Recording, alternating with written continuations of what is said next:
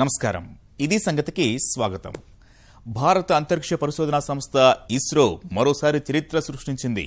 ఎప్పుడెప్పుడా అని అంతా ఎదురు చూసిన 104 ఉపగ్రహాల ప్రయోగాన్ని నిజం చేసి చూపించింది. గగన వీధుల్లో త్రివర్ణ పతాకాన్ని రెపరెపలాడించింది. ఇస్రో నమ్మిన బంటు పిఎస్ఎల్వి మరోసారి తనపై ఉంచిన నమ్మకాన్ని నిలబెట్టుకుంది. కౌంట్డౌన్ ముగిసి నిర్ధారిత సమయం సమీపించగానే పిఎస్ఎల్వి C-37 రాకెట్ నిప్పులు చిమ్ముతూ తనతో పాటు 104 ఉపగ్రహాలను నింగి దిశగా తీసుకెళ్లింది. తన గమనాన్ని పక్కాగా నియంత్రించుకుంటూ నిర్ధారిత మార్గంలో అన్ని దశల్లోనూ విజయవంతంగా పయనాన్ని కొనసాగించింది. 4వ దశలో ఉపగ్రహాలను నిర్ణీత కక్షలోకి ప్రవేశపెడుతూ మిషన్ని పూర్తి చేసింది. తాజా విజయం అంతర్జాతీయ యవనికపై భారత్ను సమున్నత స్థితిలో నిలిపింది. అగ్రరాజ్యాలకు సాధ్యం కానిది ఇస్రో ఎలా సాధించింది అన్న దానిపైనే ఇప్పుడు అంతా చర్చిస్తున్నారు. ఉపగ్రహ ప్రయోగాలను ఇస్రో ఇంత అలవోకగా ఖచ్చితత్వంతో ఎలా చేయగలుగుతోందనే ఆలోచిస్తున్నారు.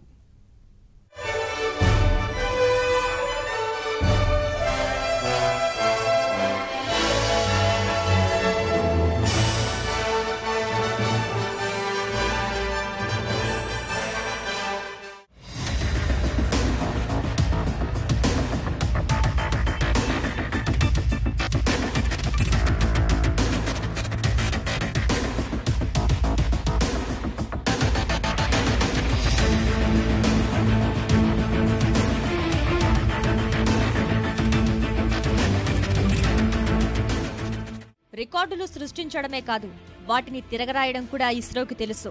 అందుకే సమకాలీన అంతరిక్ష ప్రయోగాల్లో ఎవరికీ సాధ్యం కాని అద్భుత ఫీట్ను సాధించి అంతరిక్ష ప్రపంచాన్ని అబ్బురపరిచింది. మొన్నటికి మొన్న తొలి ప్రయత్నంలోనే అంగారకుడిని ముద్దాడిన ఇస్రో తాజాగా ఒకేసారి 104 ఉపగ్రహాలను ప్రయోగించి చారిత్రక ఘట్టాన్ని ఆవిష్కరించింది.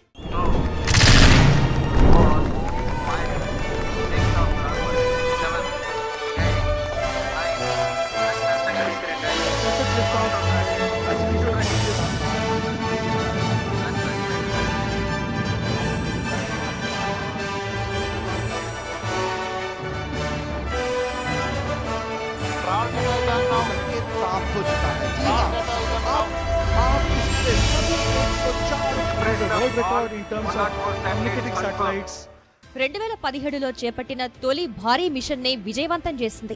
మంగళవారం ఉదయం 5 గంటల 28 నిమిషాలకు ప్రారంభమైన కౌంట్ డౌన్ ప్రక్రియ 28 గంటలు నిరంతరాయంగా కొనసాగిన తర్వాత శ్రీహరికోట షార్లోని మొదటి ప్రయోగ వేదిక నుంచి పిఎస్ఎల్వి C-37 వాహక నౌక నింగిలోకి దూసుకుపోయింది. ఈ అద్భుత ఘట్టాన్ని స్వయంగా వీక్షించేందుకు విదేశాలకు చెందిన అనేక మంది శాస్త్రవేత్తలు శ్రీహరికోటకు చేరుకున్నారు. ఇస్రో ఘనతను చూసి మెచ్చుకోకుండా ఉండలేకపోయారు. 10, 9, 8, 7, 6, 5, 4, 3, 2, 1, 0, +1, 2, 3, 4, 5, 6 of normal, 7, 8, 9, +10 seconds.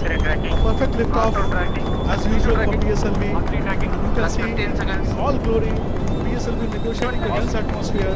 All the strappons running well. +10 performance. +25 seconds. ISRO నిర్వహించిన ప్రయోగాల్లో ఇప్పటి వరకు ఇదే అత్యంత సంక్లిష్టమైనది కావడంతో శాస్త్రవేత్తలు భారీ కసరత్తే చేశారు. ఎక్కడా ఎలాంటి పొరపాట్లకు తావు లేకుండా రాకెట్ను సన్నద్ధం చేశారు. గతంలో చంద్రయాన్, మంగళయాన్ మిషన్లలో ఉపయోగించిన శక్తివంతమైన ఎక్సెల్ తరహా రాకెట్ను వాడారు. గంటకు 27,000 కిలోమీటర్ల వేగంతో ప్రయాణిస్తూ అంతరిక్షం దిశగా సాగింది. ఓ రకంగా ఇది సాధారణ ప్రయాణికుల విమానం వేగానికి 40 రెట్లు అధికం. వాహక నౌక తొలుత భారత్కు చెందిన 714 కేజీల కార్టోసాట్ 2Dని కక్షలోకి ప్రవేశపెట్టింది. దాని తర్వాత వరుసగా INS-1A, INS-1Bలను కూడా చేర్చింది. అనంతరం మిగిలిన 101 సూక్ష్మ ఉపగ్రహాలను కక్షలోకి విజయవంతంగా చేర్చింది. మొత్తం ప్రయోగంలోనే ఇదే సంక్లిష్టమైనదైన నేపథ్యంలో ఎక్కడా ఎలాంటి పొరపాట్లకు తావు లేకుండా 101 నానో ఉపగ్రహాలను ఒకదాని తర్వాత మరొకటి ఎక్కడా ఢీకొనకుండా అత్యంత జాగ్రత్తగా కక్షలోకి విజయవంతంగా చేర్చి మిషన్ను పూర్తి చేసింది. ప్రయోగం విజయవంతం కావడంతో షార్ కేంద్రంలో అప్పటిదాకా నెలకొన్న ఉద్విగ్న వాతావరణం ఒక్కసారిగా తేలికపడింది. శాస్త్రవేత్తలంతా ఆనందోత్సాహాలతో అభినందనలు తెలుపుకున్నారు.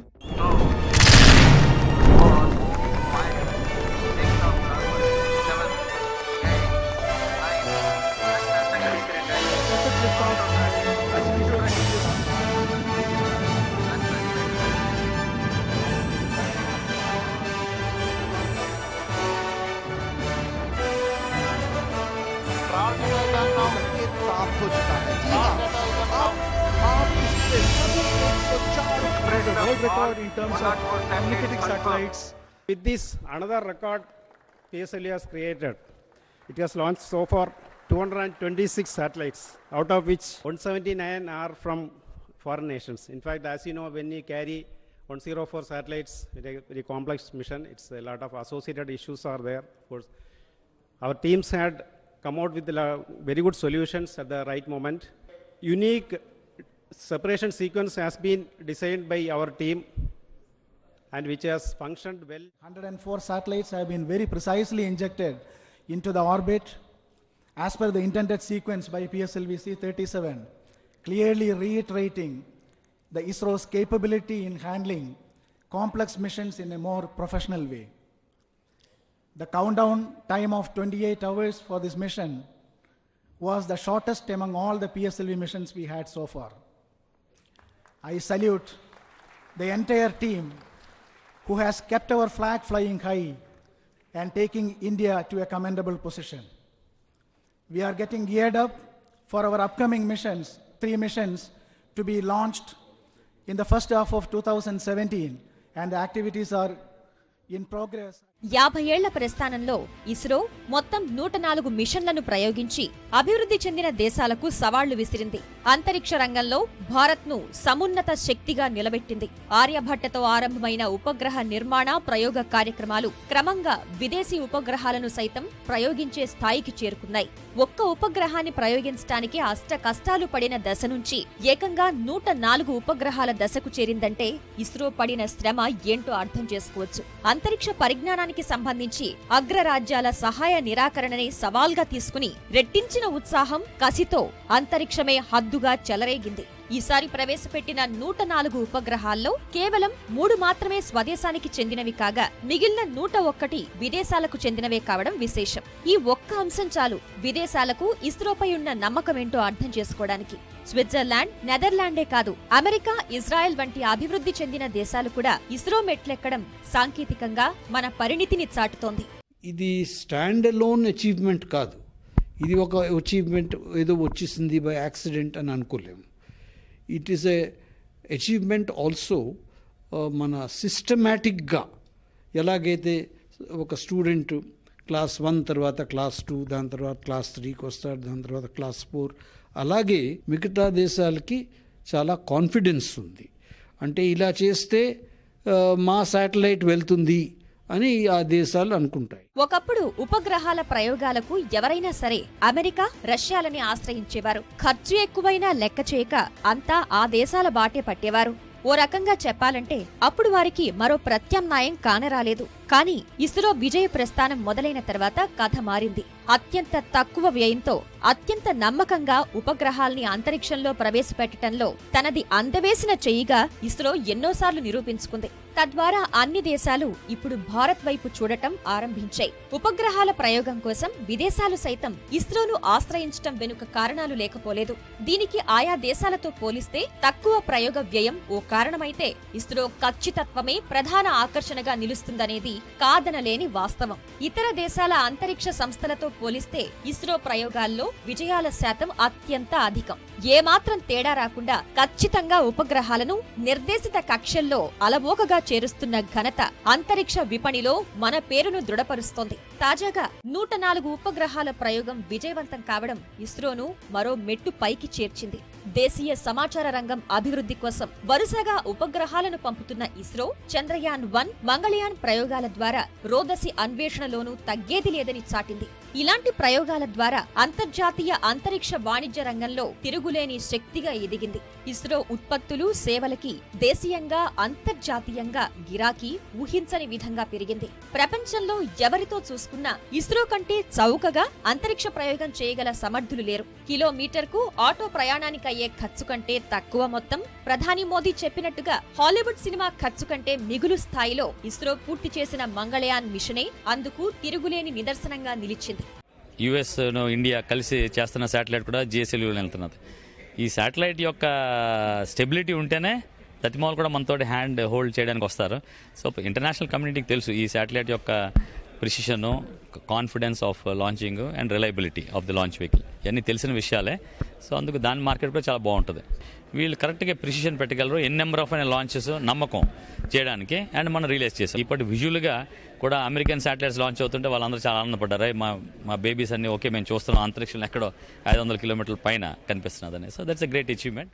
సమాచార, దిక్సూచి, రక్షణ రంగాల్లో అంతరిక్ష పరిజ్ఞానం వాడకం ఇటీవల విపరీతంగా పెరిగిన క్రమంలో జాతీయంగానే కాకుండా అంతర్జాతీయంగా కూడా ఇస్రోపై ఒత్తిడి పెరిగింది. అంతరిక్ష పరిశోధనల్లో తనదైన ముద్ర వేస్తూనే ఇస్రో ఆదాయం ఆర్జించడంలోనూ దూసుకుపోతోంది. విదేశీ ఉపగ్రహాల ప్రయోగంతో భారీ మొత్తంలో విదేశీ మారక ద్రవ్యం ఆర్జిస్తోంది. భారత ప్రభుత్వ తరపున ఇస్రో వాణిజ్య కార్యకలాపాలు చూస్తున్న యాంత్రిక్స్ దూకుడు అమెరికాలోని ప్రైవేట్ అంతరిక్ష సంస్థలకు గుబులు పుట్టిస్తోంది. ఈ క్రమంలోనే ఇస్రో అత్యంత తక్కువ సమయంలో ఎక్కువ సంఖ్యలో ఉపగ్రహాలను తయారు చేయడంపైన దృష్టి సారించింది. ఇందుకోసం కొన్ని విభాగాల తయారీలో పొరుగు సేవల సాయం తీసుకోవాలని నిర్ణయించింది. ఉపగ్రహాల తయారీకి అవసరమైన సాఫ్ట్వేర్, ఎలక్ట్రికల్ వ్యవస్థల విషయంలో కొన్ని నమ్మకమైన సంస్థలతో ఒప్పందం కుదుర్చుకుంటోంది. రానున్న 5 ఏళ్లలో దేశీయ అవసరాలను తీర్చేందుకే కనీసం నెలకు ఒక ప్రయోగం నిర్వహించాలని లక్ష్యంగా నిర్దేశించుకున్నారు.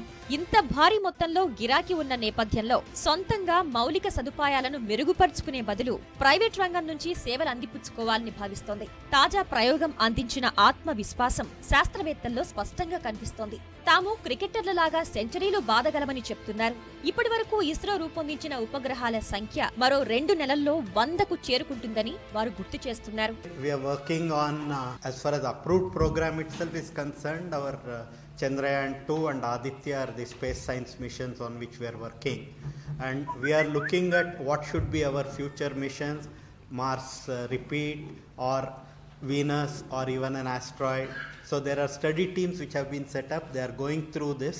So we have to come to the final conclusion when we will actually initiate, and towards that the government has identified some budget so that we could initiate the activities on that. We have to actually come up with the exact project proposals and take it through. త్వరలోనే శుక్రగ్రహం దిశగా అడుగులు పడనున్నాయి. అంగారక గ్రహాన్ని మళ్లీ పలకరించడం ఖాయమైంది. వాటికి ముందే ఒకేసారి 104 ఉపగ్రహాలను నింగికి పంపడం ద్వారా ఇస్రో తన భవిష్యత్ కార్యాచరణను చెప్పకనే చెప్పినట్టయింది. ప్రస్తుతం ఇస్రో సాధించిన ఘనత అల్లాటప్పాది కాదు. అంతరిక్ష రంగంలో కాకలు తీరిన అమెరికా, రష్యా, యూరోపియన్ దేశాలకు కూడా సాధ్యం కానిది. గతేడాది 20 ఉపగ్రహాలను ఒకేసారి నింగిలోకి పంపిన ఇస్రో ఇప్పుడు లక్ష్యాన్ని తనకు తానే మరింత విస్తృతపరుచుకుంది. 100కు పైగా ఉపగ్రహాలను పంపి ఎవరికీ అందనంత ఎత్తులో నిలిచింది. నాసా, రష్యా, అక్కడి ప్రైవేట్ అంతరిక్ష సంస్థలు ఎంత పురోగతైనా సాధించుండొచ్చు. కానీ ఇస్రోతో పోల్చుకున్నప్పుడు వాహక నౌకల పరంగా వారిది వెనుకబాటే అనేది కాదనలేని వాస్తవం. మొత్తానికి గత రికార్డులను తిరగరాస్తూ 104 ఉపగ్రహాలతో అంతరిక్ష ప్రయోగాల్లో ఇస్రో తన విశ్వరూపాన్ని ఘనంగా చాటింది.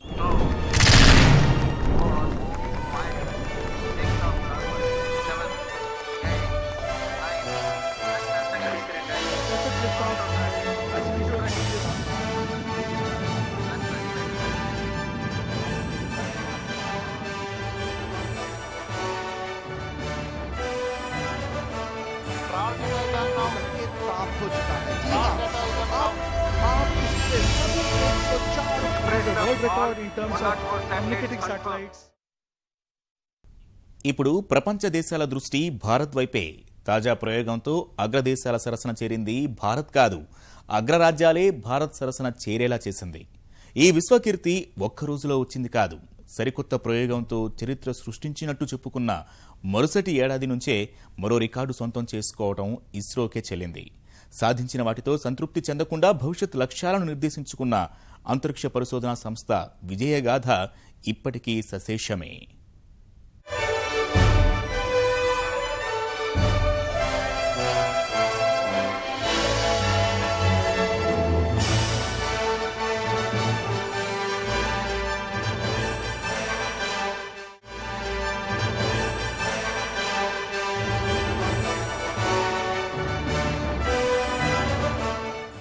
భారత అంతరిక్ష పరిశోధనా సంస్థ. ఈ పేరు చెబితే ఇప్పుడు అగ్రరాజ్యాలు సైతం ఉలిక్కి పడాల్సిందే. తమకు మాత్రమే సొంతమనుకున్న పరిజ్ఞానాన్ని అమలు చేస్తూ విశ్వాంతరాళాల్లోకి దూసుకుపోతున్న ఇస్రోయే ఇందుకు కారణం. ఒక్కొక్క ప్రయోగంతో మరింత రాటుదేలుతూ అంతరిక్ష ప్రయోగాల్లో తనకంటూ కొత్త పేజీలు సృష్టించుకుంది. అంతరిక్షంలో ఉపగ్రహాల ప్రయోగం అంటే ఇస్రోయే అన్నట్టుగా మారిపోయింది పరిస్థితి. ఇలాంటి ఘనత ఇతర దేశాలు సాధించవచ్చు. అందుకు ఎలాంటి అడ్డంకులు ఉండవు.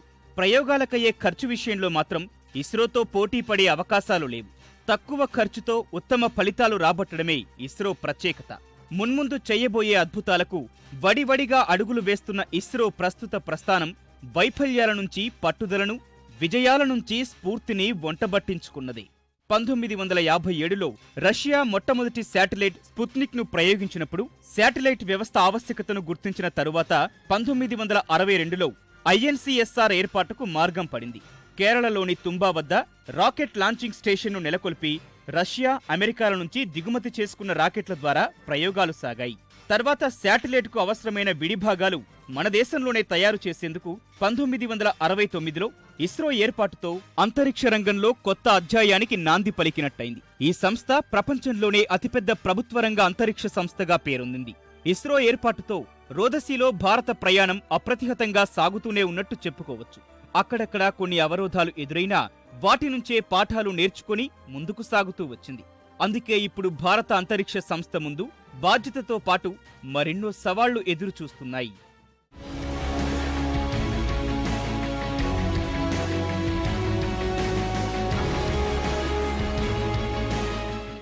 ఇప్పుడు ఇస్రో అంటే ఆషామాషీ సంస్థ కాదు. ప్రపంచ దేశాల దృష్టంతా ఇప్పుడు ఇస్రో పైనే ఉంది. PSLV-C-37 ప్రయోగంతో కొత్త చరిత్ర సృష్టించింది. అంటే ఇక ముందు ఇస్రో చేపట్టబోయే ప్రయోగాలపై ఈ ప్రభావం తప్పకుండా ఉంటుంది.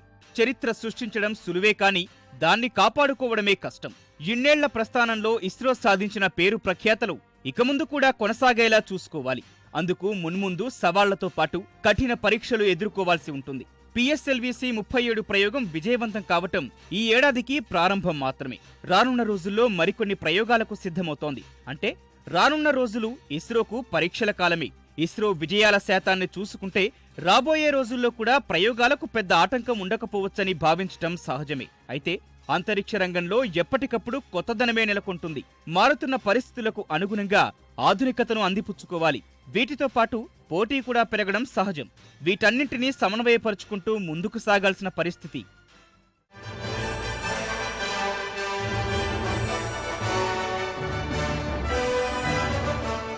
PSLV-C-37తో 2017ను ప్రారంభించిన ఇస్రో తొలి త్రైమాసికంలో GSLV Mark 3, GSAT-19ని ప్రయోగించేందుకు సిద్ధమవుతోంది. దేశీయంగా రూపొందించిన GSLV Mark 3 వాహక నౌక PSLV కన్నా ఎంతో సామర్థ్యం ఉందని చెబుతోంది ఇస్రో. ఇప్పటి వరకు చేసిన ప్రయోగాలన్నీ ఇస్రోకు అత్యంత నమ్మకమైన వాహక నౌక PSLV ద్వారానే జరుగుతూ వస్తున్నాయి. ఈసారి GSLVని ఉపయోగించేందుకు నిర్ణయించింది. ఈ వాహక నౌక ద్వారానే GSAT-19 ప్రయోగం జరగనుంది. GSAT ఉపగ్రహాలు సమాచార సేవలందించే ఉపగ్రహాలు. ఇవి భూస్థిర కక్షలో ఉంటాయి. దృశ్య, శ్రవణ సంబంధిత ప్రసారాలు, సమాచారం అంతా ఈ ఉపగ్రహాల నుంచి వచ్చే సమాచారం ద్వారానే సాధ్యమవుతుంది. అంటే ఇప్పుడు ప్రసారాల నాణ్యతతో పాటు సమాచార సేవల్లో వేగం పెరుగుతుంది. సెకనుకు మెగాబైట్ల స్థానంలో గిగాబైట్ల వేగంతో ప్రసారాలు జరగనున్నాయి.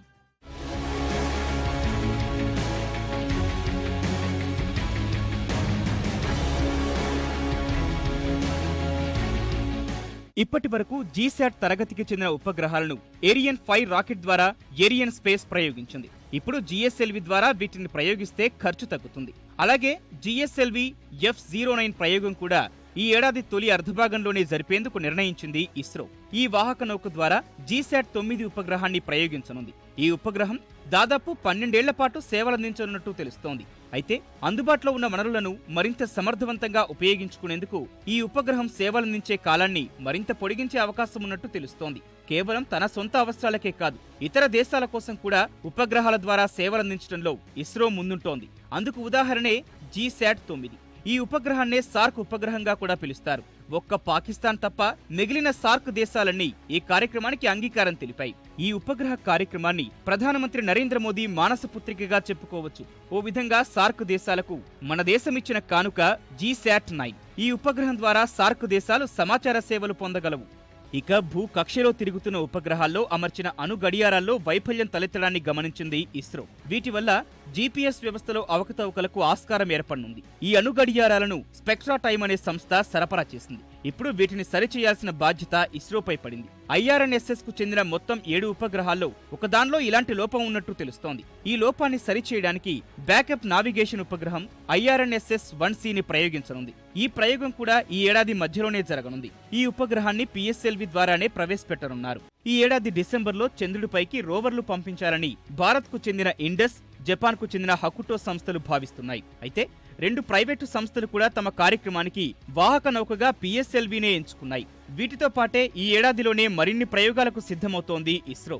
ఉపగ్రహ ప్రయోగాలకు పెరుగుతున్న డిమాండ్ కారణంగా ఈ ఏడాదంతా వాటి ప్రయోగాలతోనే సమయం గడిచిపోయేటట్టు కనిపిస్తున్న ఇస్రో ప్రతిష్టాత్మకంగా భావిస్తోన్న చంద్రయాన్-2, మామ్-2, మిషన్ ఆదిత్య, శుక్రగ్రహానికి రాకెట్ పంపించడం వంటి వాటిపైన ప్రత్యేక దృష్టి సారించింది. చంద్రయాన్-2 మనకు ఆల్రెడీ అప్రూవ్డ్ ప్రోగ్రామ్. సో దాంతో మనకి కొత్త థింగ్స్ ఏంటంటే మన ల్యాండర్ ఒకటి, రోవర్ ఒకటి, ఇన్ఫర్మేషన్ ఫీల్డ్ నుంచి పట్టుకొచ్చేది. వేరేస్ వీనస్ అలాంటి మిషన్స్ ఏంటంటే దానికి స్టడీ చేయాలి. స్టడీ చేయడానికి కూడా మనకి ఖర్చు అవుతుంది. అందుకు బడ్జెట్లో అది లైన్ ఐటమ్ పెట్టి మనకి రెగ్యులర్ మన కావాల్సిన అప్లికేషన్స్కి earth observation, communication, navigation priority.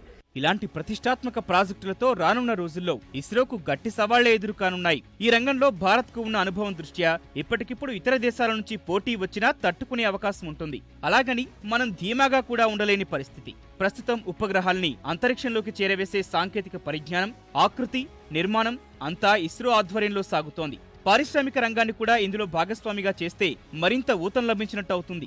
ఇప్పుడున్న పరిస్థితుల్లో జాతీయ అవసరాలను దృష్టిలో పెట్టుకుంటే ఇస్రో సామర్థ్యం మరింత పెరగాల్సిన అవసరం ఉంది. ఇస్రో ప్రయోగించిన వాటిలో విదేశాలకు చెందిన ఉపగ్రహాలు 101, మిగిలిన 3 మనవే. వీటిలో సమాచారంతో పాటు నావిగేషన్కు సంబంధించిన ఉపగ్రహాలు ఉన్నాయి. ఇవి అందించే సమాచారం కారణంగా ఎన్నో ప్రతిష్టాత్మకమైన పథకాల అమలు జరిగే తీరు తెలుసుకునే వీలుంటుంది. ఆ సమాచారంలో పక్కా ఖచ్చితత్వం ఉంటుంది. ఒకవేళ క్షేత్రస్థాయిలో అవకతవకలు జరిగినా ఉపగ్రహ సమాచారంతో వాటిని గుర్తించవచ్చు. ప్రతి ఉపగ్రహానికి ఓ ఖచ్చితమైన లక్ష్యం ఉంది.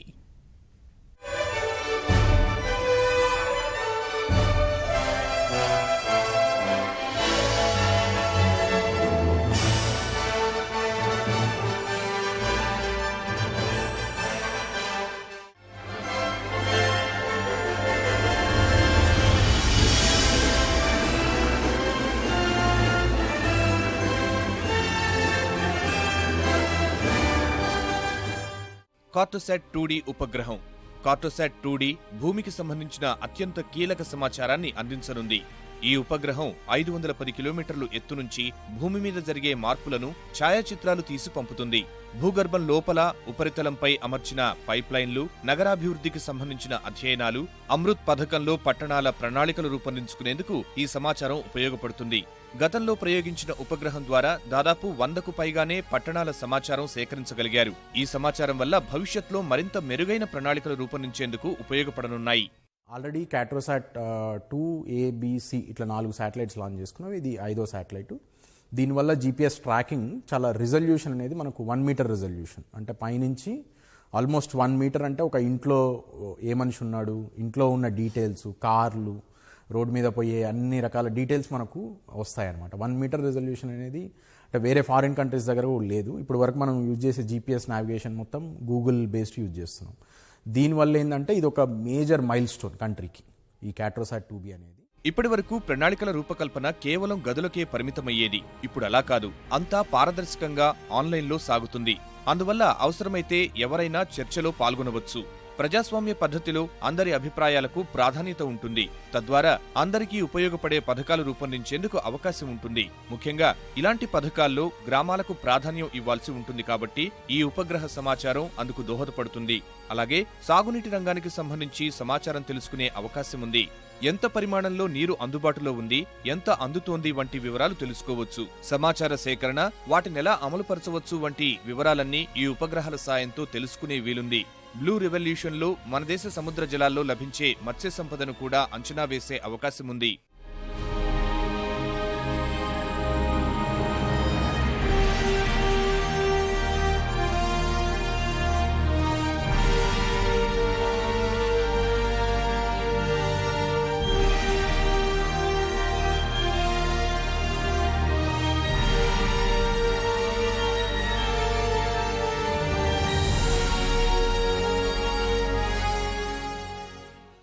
ఉపగ్రహ సమాచారం సేకరించి వాటిని అమలు చేయడంలో అతి ముఖ్యమైనది మహాత్మాగాంధీ జాతీయ ఉపాధి హామీ పథకం. ఉపగ్రహ సమాచారం ద్వారా ఈ పథకాన్ని పర్యవేక్షించే వీలుంది. అక్టోబర్లో ప్రారంభమైన ఈ పర్యవేక్షణ కార్యక్రమంలో దాదాపు 68 లక్షల మేర ఆస్తులను ట్యాగ్ చేయడం జరిగింది.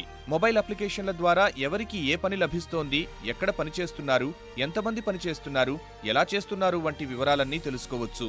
క్షేత్రస్థాయిలో అందించే వివరాలతో పోలిస్తే ఉపగ్రహం ద్వారా అందే సమాచారం ఎంతో ఖచ్చితత్వంతో కూడుకుని ఉంటుంది.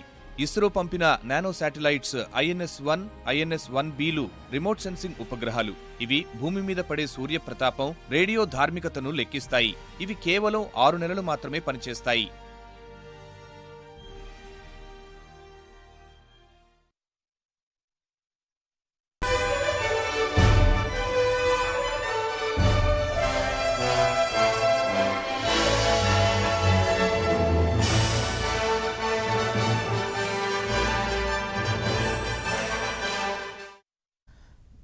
మరిన్ని విభిన్న అంశాలతో మరో ఇది సంగతిలో కలుసుకుందాం. నమస్కారం.